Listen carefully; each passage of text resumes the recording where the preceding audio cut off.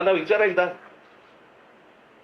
माझा एक जुना व्हिडिओ तुम्हाला आठवत असाल, आता मी कुठेतरी तो व्हायरल होता दिसतो की ज्यावेळेला मी पंतप्रधानांशी मी बोललो होतो नीटच्या परीक्षेबद्दलच, आणि मी त्यांना त्यावेळेला सांगितलं होतं आज शेतकरी आत्महत्या करतायत, उद्या हे विद्यार्थी आत्महत्या करतील, आणि तेच झालं. आज ही मुलं आत्महत्या करतायत आणि त्यांचा सगळा जो राग आहे आज त्या विद्यार्थ्यांबरोबर इतरही लोक आज या आंदोलनामध्ये आज आलेले आहेत. आणि मला असं वाटतं की हा एकूणच सिस्टीमच्या विरोधातला राग आहे. ज्या प्रकारे आज देशामध्ये गोष्टी सुरू आहेत त्याच्याबद्दलचा राग आहे आणि तो राग सगळेजण व्यक्त करतायत. आज प्रत्येक घरामध्ये ज्यांची मुलं नीट परीक्षेला बसलेली नाहीयेत त्या आयांना आणि वडिलांना देखील त्याला पण त्रास होतोय हे सगळं बघून. आणि आज जी मुलं आज इकडे मोठ्या ज्या अपेक्षेने आज आली, मला असं वाटतं त्याचं पुढे काय करायचं, त्याला कशी वाट करून द्यायची याचाच आम्ही विचार करत होतो. मला असं वाटतं उद्धव आपल्याशी बोलतील, हे छान होतं कार्यक्रम जाहीर.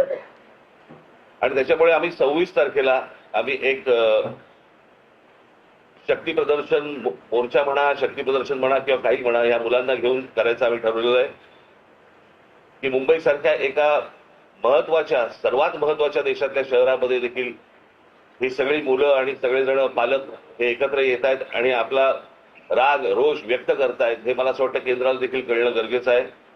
आणि त्याच्यासाठी म्हणून आम्ही येत्या 26 तारखेला रविवारी येत्या 26 तारखेला आम्ही हा मोर्चा आम्ही काढत आहोत. हा मोर्चा निघेल शिवाजी पार्क, शिवतीर्थावरून हा निघेल आणि हा मोर्चा जाईल सिद्धिविनायकाच्या इकडे. तिथे जाऊन आम्ही देवाला साकडं घालणार आहोत की या सरकारला सुबुद्धी देऊ, आणि याच्यासाठी म्हणून तिकडे आम्ही त्याची सांगता करणार आहोत. आणि हा आत्ताचा आमचा कार्यक्रम आहे. मला वाटतं पुढे मी कालच दिल्लीला जाऊन आलो, माझ्या आधी अमित पण जाऊन आला. आपल्या माध्यमातून ही दृश्य संपूर्ण जग पाहत आहे. एक गोष्ट नक्की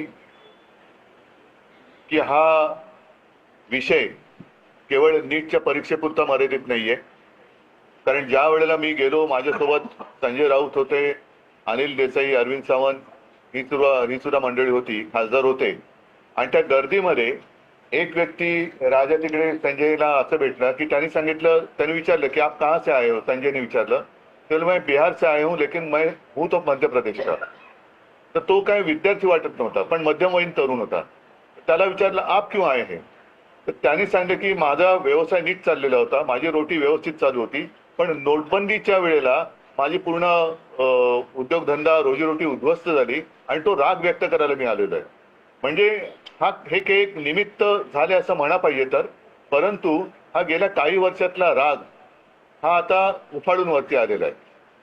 दुर्दैवाने आज मी वृत्तपत्रात वाचलं आणि कालच आपल्या माध्यमातून मी बघितलं की न्यायमूर्तींना किंवा न्यायालयाला या प्रकरणाकडे लक्ष द्यायला वेळ नाही असं ते म्हणाले. आता विषय असा झालेला आहे की दिल्लीमध्ये मला सुद्धा तिथल्या काही मुली भेटल्या आणि त्या संतप्त होत्या. त्या सांगत होत्या की आमचे कपडे फाडले गेले, वाटेल तसं मारलं गेलं, काही ठिकाणी तर लाठ्या काट्यांना खिळे लावून, गजलेले खिळे लावून मारलं गेलं, डोकी फोडली गेली. आणि काल एक व्यक्ती, जी महिला म्हणजे मुलगी जी अत्यवस्थ होती, मला कल्पना नाही, आता तिथे येता वाचलं, आता आहे की नाही मला माहिती नाहीये. तर एक एक असे अत्याचार वाढत चाललेले आहेत. न्यायालयाला कबूतर, कुत्रे यांच्याकडे लक्ष द्यायला वेळ आहे, पण कॉक्रोचकडे लक्ष द्यायला वेळ नाही, हे दुर्भाग्य आहे. आणि देशाची परिस्थिती आता अशी झाली का, आणि न्यायालयाची परिस्थिती सुद्धा अशी धृतराष्ट्रासारखी झाली का. म्हणजे द्रौपदीने धृतराष्ट्राकडे न्याय मागण्यासारखं झालेलं आहे आता. मधल्या काळामध्ये चंद्रचूड यांनी न्यायालयाच्या न्यायदेवतेच्या डोळ्यावरची पट्टी काढली होती, ती न्यायदेवतेने परत पट्टी बांधली आहे का आणि कशासाठी बांधलेली आहे.